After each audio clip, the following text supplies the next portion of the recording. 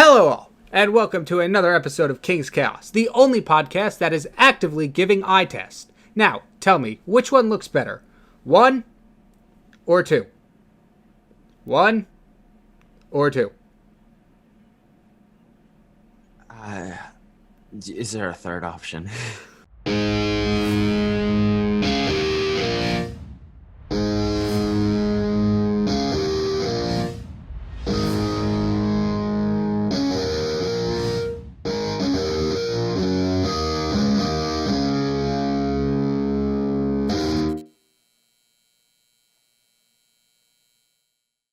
Hello all, and welcome to another episode of King's Chaos. I am your host, Kyle Pepitone, aka the Kyng-Pin parentheses of Spades.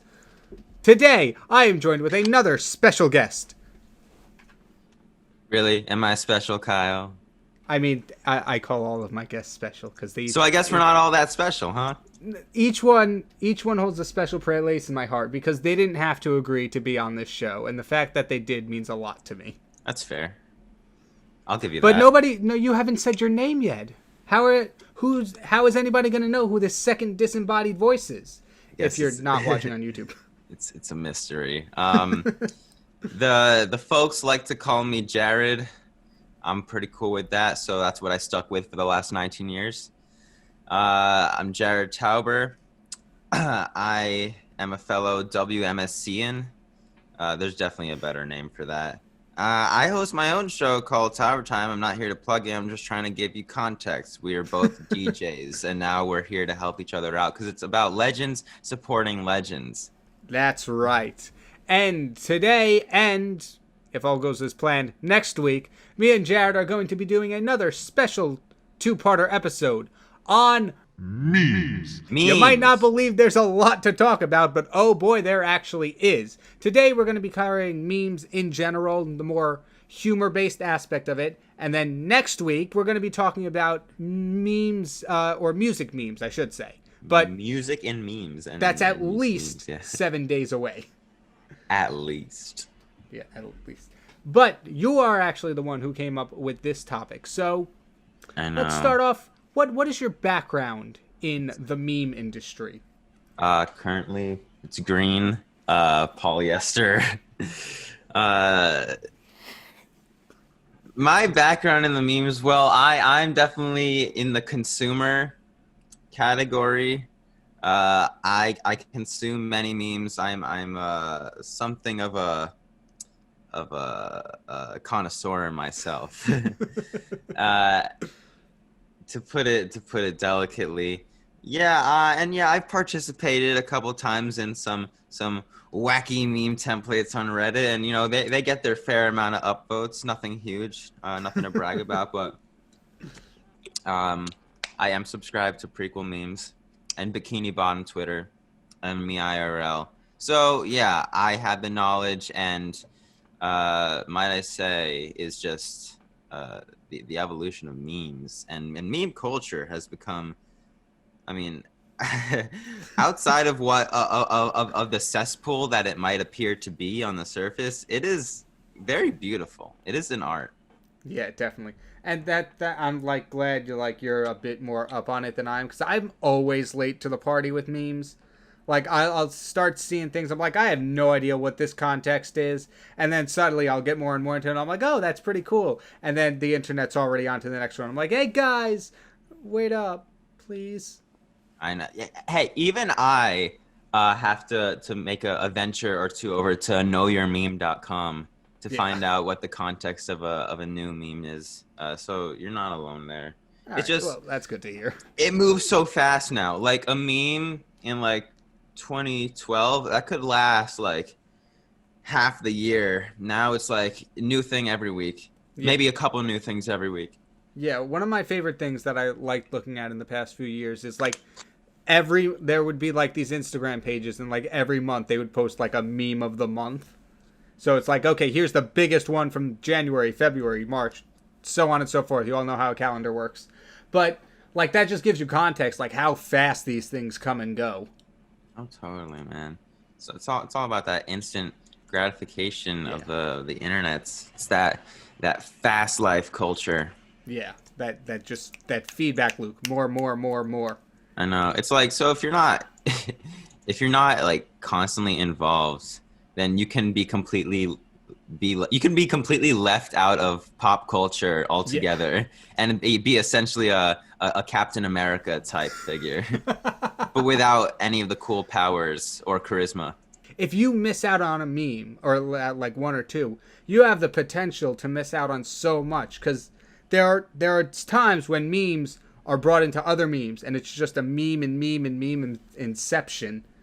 And some Memeception. exactly, and it's just so like there are some memes like I don't get the full context of because I don't have the complete knowledge of memes yet. I'm waiting for the book to come out, but not yet. The meme Bible. Exactly. Just all memes ever made. All memes ever made. I mean, there you go. That's the internet for you. Yeah. But like seriously, memes. I think nothing really better reflects the zeitgeist of a time period than memes do now. Yeah. Like memes are going to literally appear in history books or whatever, if books Yeah. are even a thing. But you know, obviously, whatever, In like history classes. whatever medium that educates on history, Right. memes are going to be a part of that.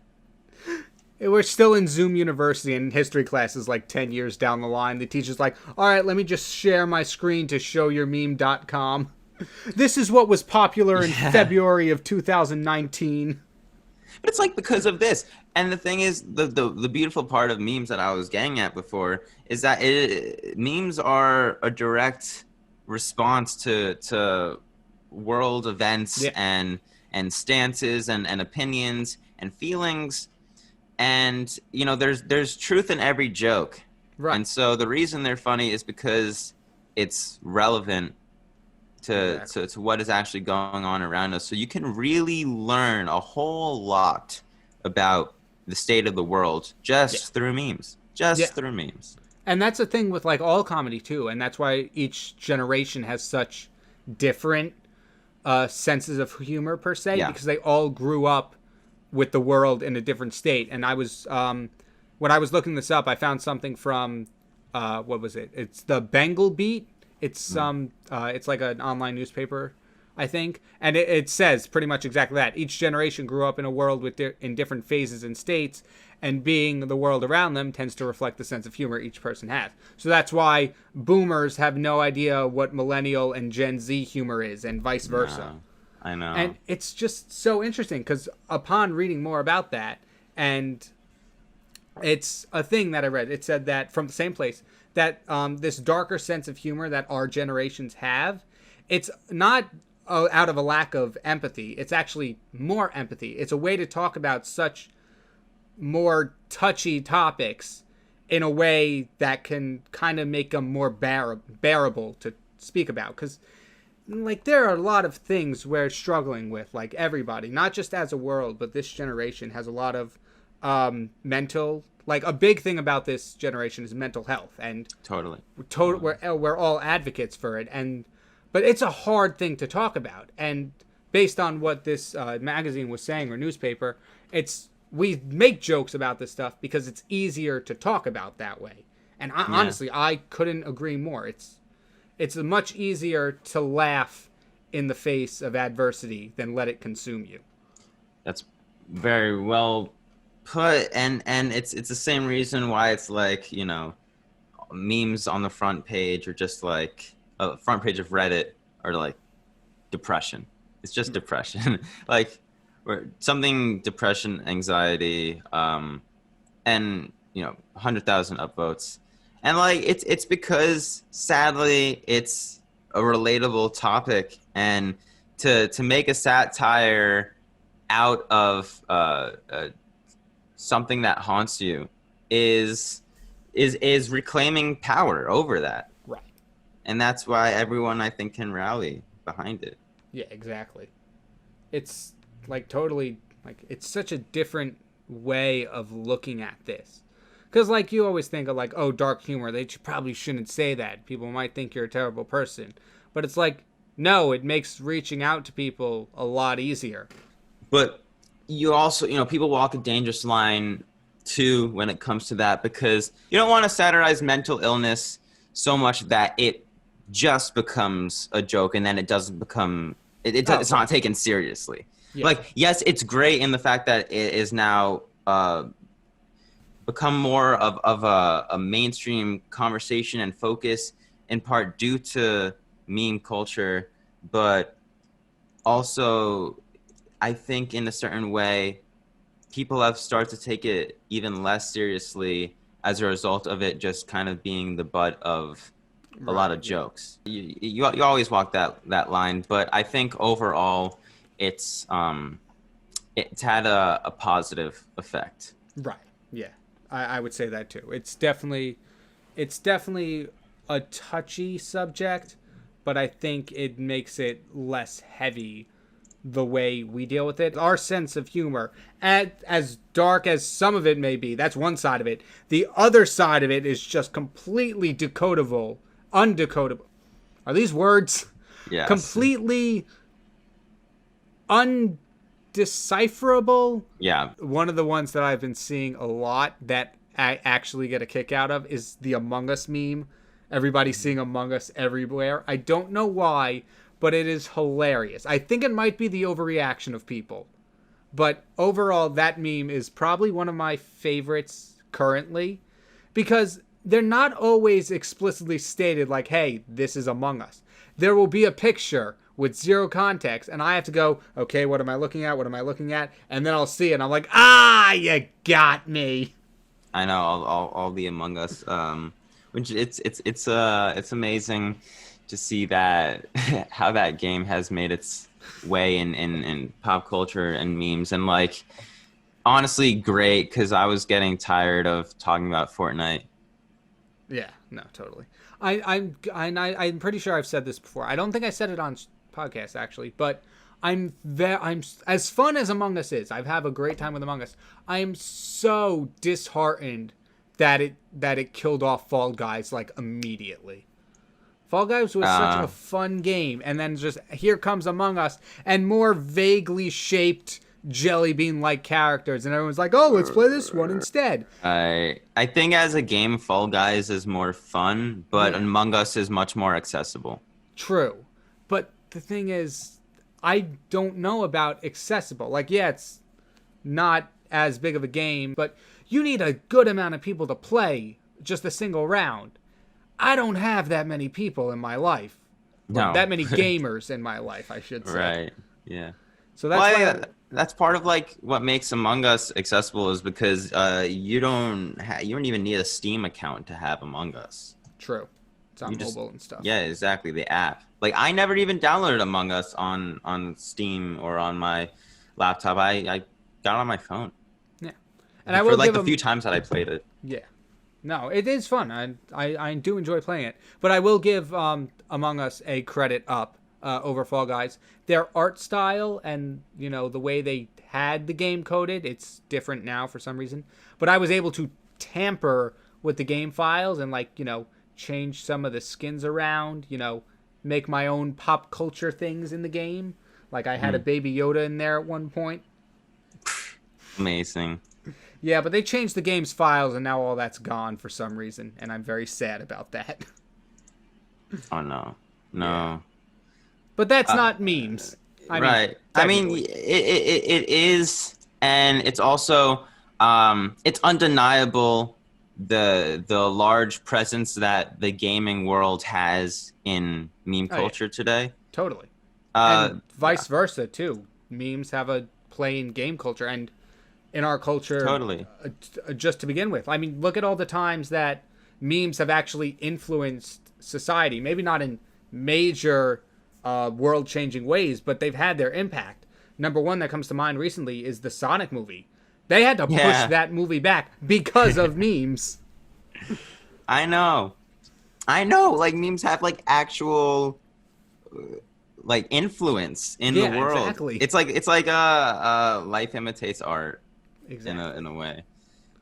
But no, gaming is the gaming community is like synonymous with memes, because in a way, or they're just very close neighbors or family. You look at it, you have PewDiePie, which is is like right in between the Venn diagram of memes and gaming. He's Captain just the Sparkle's center. Captain Sparkle's Revenge and TNT. Yeah, Um, totally. uh, Which all did you the actually? I did find up interesting, and maybe I should save it for next week, but I don't want to. Did you know he didn't actually sing that? Like I oh, was looking it I up. believe it. I believe it. It was another artist who did. Well, he did the rap. Captain Sparkles did the rap section in Revenge, but there's this other artist called Tryhard Ninja. He did the lead vocals. Captain Sparkles wrote it. At least that's what his YouTube the YouTube video description says. It says he wrote it and did the rap section, but Tryhard Ninja actually sung the vocals, which I thought was pretty cool because I just found Tryhard Ninja a few weeks ago, and like I kind of like his stuff. And this is probably something I'll get into more next week because this is more music based. But just wanted to throw that out there. Yeah, I don't know. That sounds like a familiar name. I don't know who Tryhard Ninja is, but the name does sound very familiar. But also, I mean, I watched Captain Sparkles a long time ago, back when those videos came out. Which, I mean, not even to mention that Minecraft itself is a huge meme. Oh yeah, I mean it's so like I'm always fascinated by the Minecraft arc or society's view of Minecraft, where it's like this game is great in 2011. Why the heck in the world are you playing Minecraft from like 2012 to 2018? Suddenly its birthday hits and everyone's like, this is the greatest game ever.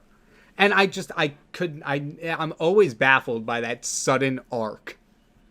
I was really disheartened by the sort of dip that Minecraft took in popularity around like 2017, I want to say, like the like mid to late 2010s. And then inversely, very excited and happy to see its revival in which I believe was sparked by PewDiePie in you see this new era and generation of Minecraft YouTubers and like Dream and his whole SMP, and now there is excitement on Minecraft in Minecraft again, because what made people excited about Minecraft in the first place, what gave it its fame, was Minecraft YouTubers like Captain Sparkles and Team Crafted, playing Hunger Games, and of course then it caught on and everyone found something different that they can enjoy about Minecraft, which the versatility of the game between like modding and multiplayer and even just single player, with all those possibilities, because it's a sandbox game, and it's why Gary's mod is also wildly popular, but it has nothing on Minecraft, because Minecraft it's a game that is more accessible than Gary's mod, right? And it's very stylistic too. And exactly the style I mean, it's so much more aesthetically pleasing than Gary's mod, which I think is like designed to look like just very low quality. I mean, it's the same like Half-Life and Portal looking graphics. It's all that Valve. It's all Valve. Yeah, exactly. It's all Valve stuff. In relation to the wider topic, Minecraft really launched at a monumental shifting point for memes. 2009 to 2011, that was, you had Rage Stash coming up, you had the general like big block letter meme templates. Yeah, exactly. That's like the first introduction to meme that I know of. Like that's where I started getting in, like where it was text on picture. Mm-hmm. Right. Yeah. And then like now we're in the day where it's picture on the bottom, white space on top, caption, colon, picture for context.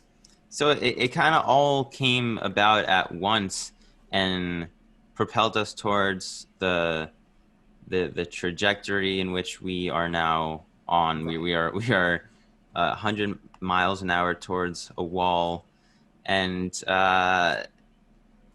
exactly. I mean, memes existed since like the late 90s and early 2000s, but almost.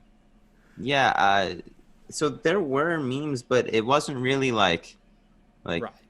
I don't even think it was called a meme until the era that I'm talking about, like Maybe. the early 2010s. Because the first word of the term meme was first coined by Richard Dawkins in 1976, and I got that from ThoughtCo. But apparently, this was obviously before the internet, ish. It was at least before the internet became what it is today. But Richard Dawkins had used the word meme to describe an idea or a style that could be faithfully copied itself. So, like, its ability to be replicated, which is just essentially what memes are. It's here's a picture I found. Here's the 18,000 different contexts this same meme could be applied to, or the same image could be applied to. This man, Richard Dawkins, came up with criteria for what a meme must be. There's 4 major things that make like a good meme. Number 1, its ability to be copied accurately, which we just discussed. A meme is placed in millions of different contexts per day, probably. Number 2, the speed at which it can be copied and spread, which, thanks to the internet, is nearing light speed. Oh, yeah. Number 3, its ability to last, which, as we've said, is wavering at most. Not many memes have longevity anymore. It's like maybe a month, 2 months if you're lucky. And then the 4th one, and this is the most important part, its ability to resonate with modern situations, i.e. its relatability, which obviously, and I think this doesn't just apply to a good meme, but humor as a whole. Like, I think jokes that you can relate to are, they hit better, they land better with an audience. I mean, all those things are absolutely the elements that go into making anything viral.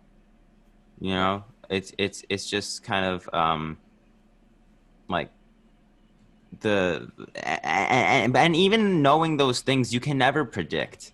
You can never, and that's what I think makes memes exciting and any trend exciting. It's because you can't predict it. You can't just like spawn it out of thin air.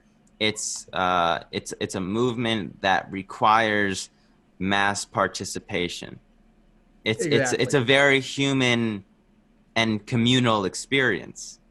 It can't just work by yourself. Right. And because people connect through memes. People connect through memes. Exactly. Beautiful. People in 2012 making their little Success Kid.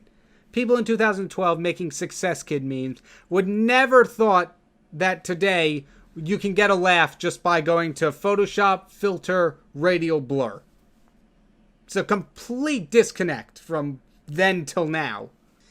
That's what it is. That's what makes so many memes. You can draw that line all the way to E, because it's like how skewed and can it get, how far down the path of just like making it so absurd and abstract to the point where it's like it's not even a coherent sentence, or it's like first it's not a coherent sentence or phrase, then it's not even coherent words, then it's not even words at all, it's just a letter. It's just a letter.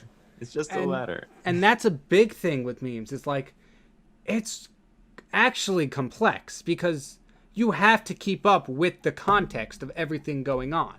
Because I don't know if you've seen these recently. I've been seeing a lot of them these past few days. Do you know that personality test? I forget what exactly it's called, but it's like that personality 16 thing. I don't know the exact. I think I know what you're talking about. Yeah. So where it's all the personalities and it's based off of 4 letters. That for some reason. Yeah. Wait. Yeah.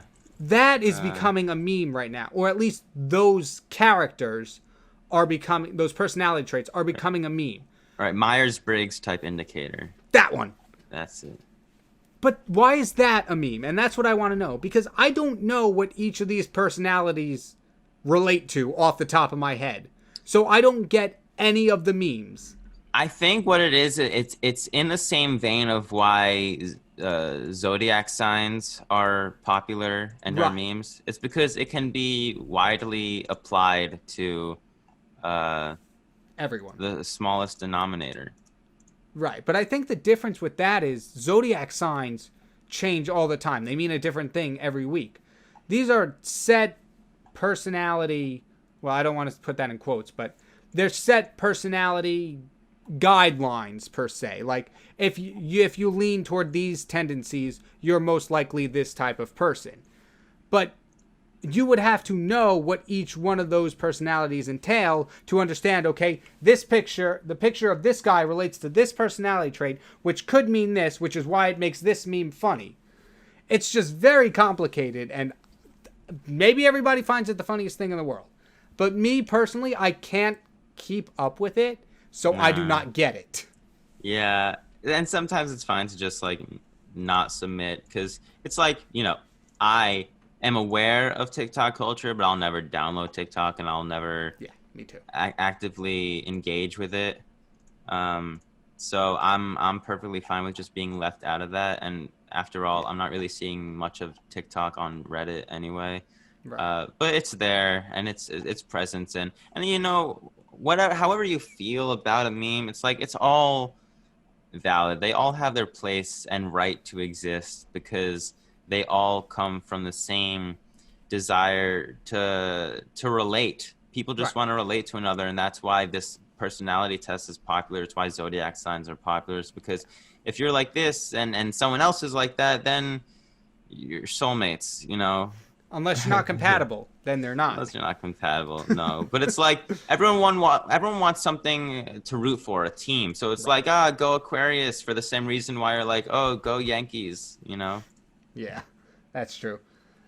People want to be a part of something. People want to relate, and that's why it all draws back to the idea that it's a reflection of community and a meditation of sorts on the human experience. Yeah, it's like, it's weird. Like I take a lot of things at face value. I look at something, I'm like, oh, that's cool. But these past 2 weeks, between last week's psychology episode with other Kyle, not me, and this week with memes and diving deeper into it, whenever I dive deeper into something and realize how complex it actually is, it makes my head hurt. Because, like, okay, you look at memes, like, oh, it's just funny internet pictures. No! There's an entire backstory, history, context to it. There's scientific reasons why we like these and not these. The best thing you can do for yourself is to not think about it. Yeah. And to accept. We were talking a lot about the historical and scientific areas of memes, but I want to get like a little bit one-on-one. Well, just for a little bit. But like, I want to ask you, what is like, it might be hard because there's so many of them, but like... You're going to ask me for a favorite, aren't you? Yeah, pretty much. Okay. It doesn't have to be of all time. Maybe in the last month or something. Okay. Something like that. It could be a general type of meme. The fact that particular it's like comedy style. Yeah, of course. Oh God. You know what? I'm just gonna say what I love recently, because all time is so tricky. Yeah. But I love the Catherine Hahn, Agatha winking meme, because it's like, it's one of those memes that are just so simple, and can be applied to anything, but it's so funny when it is. Just like the most basic. Here, let me take one. It's like, one I really loved was like me telling my computer I'll update everything tomorrow. Wink. I mean, like, relatable, but also true. It's just. I also love Chekhov writing a gun into the first act of the play. And that's what we go back to. Like, it has this whole philosophical, historical thing, and with context and everything. Because if you don't know what Chekhov's gun is, you have no idea what that means. I know. Yeah. Oh, yeah. It's nice to get references. Yeah, exactly. I guess that just comes with age and knowledge. But like, whenever I get a niche reference, I'm always just like, Yes. Exactly. little internal fist pump, just like, ooh, I'm a special little Yeah. snowflake I because get this group of people. other people don't understand this, but I do. Yeah. Wink. uh yeah, yeah, Yeah, totally. yeah. For me, like, this is hard because like I just explained, there were so many, but like I think maybe one that I might love a lot is probably the society memes, and I Oh, like don't know we why. live in a society. Yeah, pretty much anything like that. I don't know why I love it so much. I think because, like, a big thing, it has potential to be used in serious media, as you've seen. If you watch the recent Justice League trailer, Joker said, Snyder. "We live in a society" in the Snyder Yeah. Cut trailer. Yeah, Oh, he um, does. he does at the very end. What? Jared Leto's Joker is just like, "We live in a society." What's the line? It's, "We live in a society where honor is a distant memory. Isn't that right, Batman?" And it's the whole nightmare scene and stuff. And if you break it down enough, the 2019 Joker movie was about living in a society. So that's just another one up for me. It's all about we live in a society.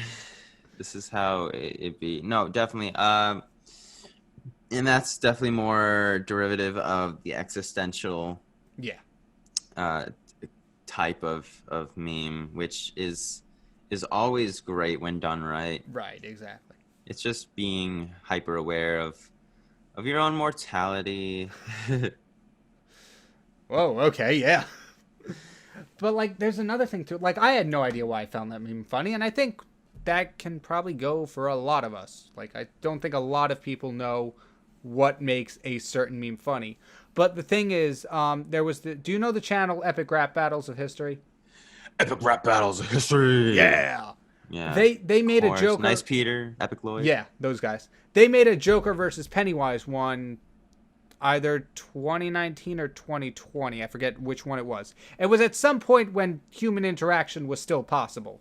And they used that line. They used the "We live in a society" line in Joker's verse. And I found it hilarious. My roommate at the time didn't get it. He didn't know why it was such a big, like, why it was a joke. And for the life of me, I could not explain to him why it was funny, why I was rolling on the ground laughing from one line. Right. It's I know the stupidest stuff can get me. The Exactly. stupidest stuff. Yeah,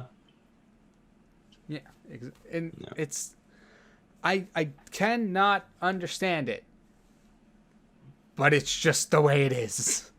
It's just the way it is. This has been a very intellectual conversation. Only the highest of IQs can understand. Oh yes. Rick and brain. Morty. Oh yeah, and that's another great one. Oh my gosh. The whole like template where it's like you have the gradually getting bigger brain or whatever, Expanding brain, yeah, yeah. exactly, expanding brain, until it's just like you're a cosmic entity. Exactly. I also like a classic one is the Drake template with all the offshoots, the Hotline Bling, where it's like this Oh, or this. yeah, those ones. Yeah, I know that one. Yeah, those ones are good too. But like And you see that not only in just the offshoots of like different characters doing sort of a similar motion, but you see it's that like ultimatum kind of meme, but not Right. really an ultimatum, but like that like a preference. Like you see it in the guy with his girlfriend looking over his shoulder. Yeah. It's the same thing. You see it in the template with a car going off a highway exit. Yeah. It's the same idea, just in wearing different clothes. Exactly, and that's not the only meme. It's the "Change My Mind" guy, Lisa Yeah, Simpson I on know. stage, PewDiePie with the "That's a Fact." Yeah. There's Those are a different genre of memes. Those are like the PSA memes. right, and like each one is technically used for a different thing, Hmm. but they fit in that same category.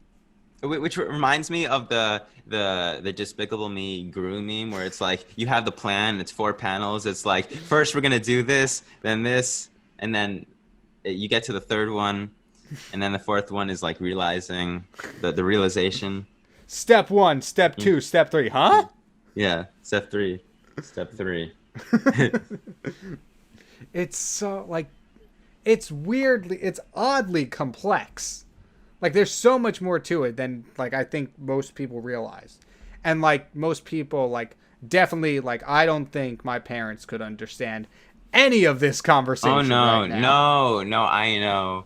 Like, and then you get the painful irony of how Facebook memes are kind of like Oh no, not the minions. are like older generations like sort of thinking that they understand meme culture or having basically their own offshoot come out of the idea that like memes are mainstream, and it's like my dad and mom found out about them through Facebook, and they're like, oh, so this is how this works, and it's like, no, and then Well, and yes, then what, but actually no. but yes, well, yes, but actually no, and what you get is you get this like you get like basically what would be if memes existed in like the 60s. Right. Like what they would look like, but even then it's not, it's its own brand of Yeah, there's this sort of disconnect between I know it's their memes and our memes. and it relates back to the generational humor, Right. but it's like, it's like it's not like Facebook, like middle-aged Facebook memes are going to evolve to where memes in like Gen Z memes are right now. Right. It's always going to be its own thing, but what I find funny is that it takes after the template of like early 2010s memes, like almost as if that's the most relevant format today Right. across the board. Yeah. And like I get shown something from a parent, and it's like I get why they think it's funny. But like if I can understand why they think it's funny, but if I showed them something I found on Reddit, I wouldn't even be able to explain it. Yeah, exactly. There's like We're so deep down the rabbit hole. We're like, so deep. nobody but me in the general vicinity of where I am right now is going to understand this. No. But again, that's all a part of. Well, I guess sure there is ageist exclusiveness No, yeah, to definitely. to it. There is that. It's like if it applied to absolutely everyone, then it wouldn't really have that special feeling. It's kind of like you're in a club when you're Right. able to understand something in a way that you kind of know others Right. can't. Like the Chekhov's gun one you just said. Yeah, yeah, yeah. But even then, uh, that's like, and history memes are a whole nother Oh, yeah. kind of funny That's the only way I because got through history classes in college. yeah, when like teachers make memes and they put it up on their PowerPoint presentation, they put it up Yeah. on the board. It's like nice try. Although there have been actually a couple Yeah, good no. ones. I will admit. There are a few gems. All right, yeah, not gonna lie. Yeah. No, but history memes are kind of funny just because it's that like anachronism and Right. imagining how someone from hundreds of years ago would think but like having that translated into Modern something, times. yeah, something that's very much today. That's just there's inherent humor in Yeah. that. It's like the same thing that from like back to those uh like big block letter Yeah. templates where it's like you like bad luck Brian, but there's a history genre in that with the one guy, I forget what it's called, but it's like sort of the Shakespearean translation of saying a phrase. I kind of know what you mean, but not specifically. Old. What? How did I describe this? Well, it'd be like Old time. Oh, is it called?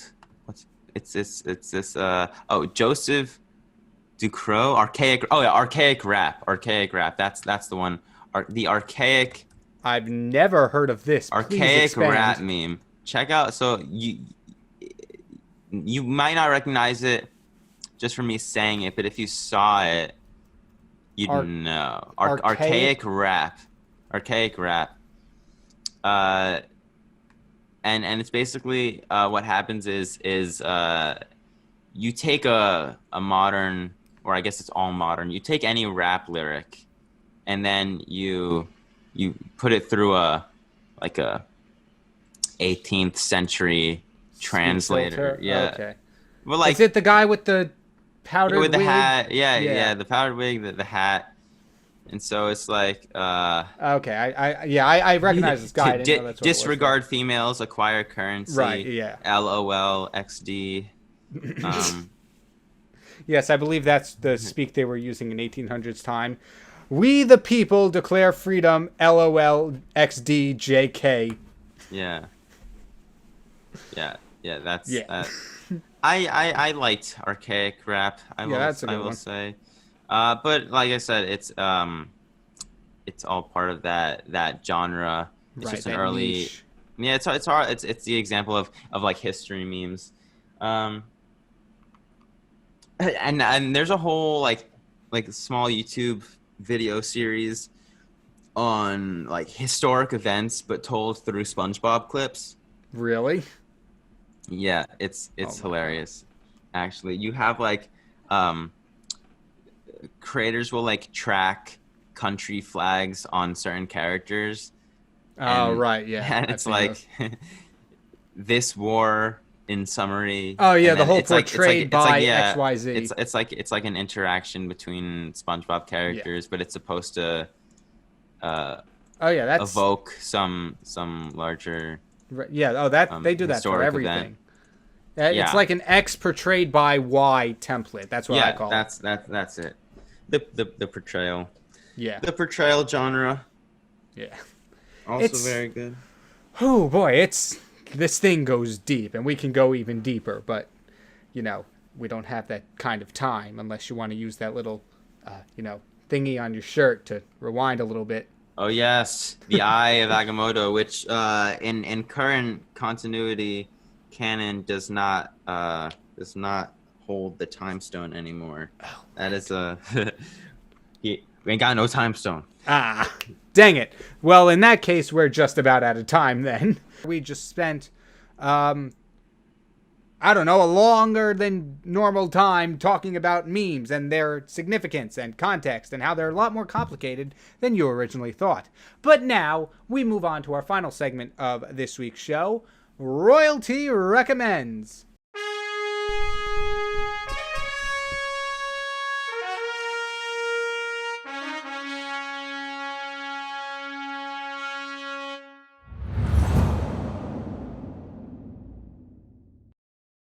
Welcome to Royalty Recommends, the end segment of the show where me and my guest both recommend one thing to each other. And, as always, the guest goes first.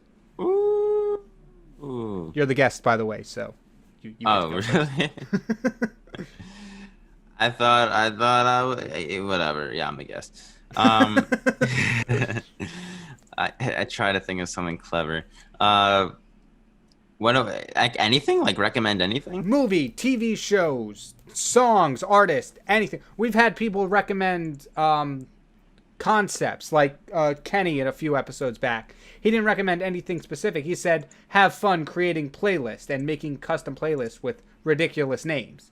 And I really like that one because I do that myself. I recommend going outside and enjoying the beautiful day. And by the time this airs, it'll be back to being cold and stuff. But right now it is a toasty 64 degrees outside. It's so nice. And I mean, look, no matter what, we're having spring soon anyway. So when this episode airs, you will be closer to spring than we are right now. So I think it still applies, the message. If you can find an opportunity to enjoy some fresh air, some nice sun, Oh, totally. Yeah. while we wait for the flowers to bloom, then I think that by itself can turn around a day. Oh yeah, I've been going No for matter what. walks like between some classes. It's so nice. It's honestly, it just breathes new life into you. Yeah, exactly. I was so dead this week until Yeah. the good weather happened, and now I'm better. I'm Yeah. fine now. And drink water. Drink water, folks. Yeah. I've got to stop letting my guests go first for this section because they always say something that's leagues better than mine, and they always make me feel inferior. Because I was gonna recommend an artist like I always do. I'm listening to a lot more. Well, no, well, yeah. Let me get my thoughts together. I've been listening to a lot of music lately because, I've mentioned this before, but I'm running through my 20,000 plus song playlist.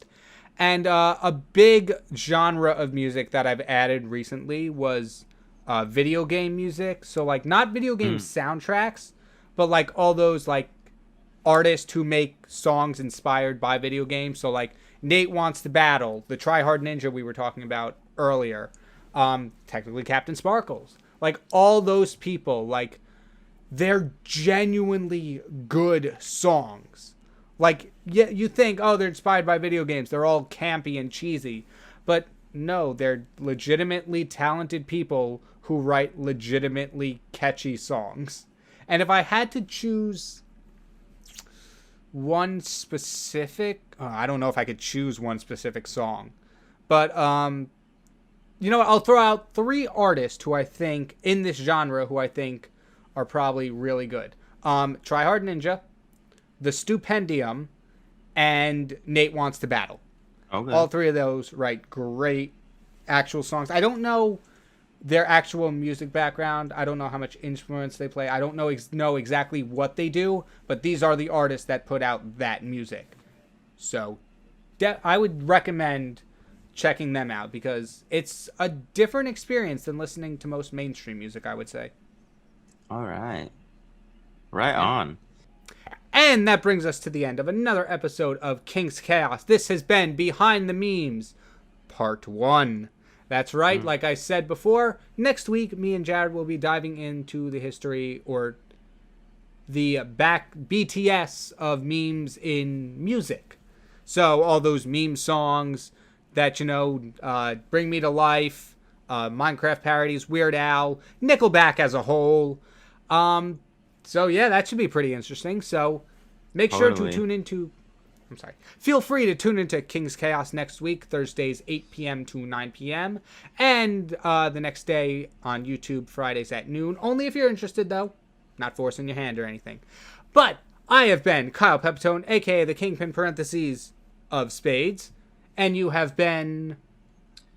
Very amused and well fed. I had a meatball parm for lunch. Yeah, I'm jealous. And my name is Jared Tauber. All right. And you will be seeing both of us, hearing both of us next week on King's Chaos. Have a maximum week. See you all next time. Goodbye. Toodles.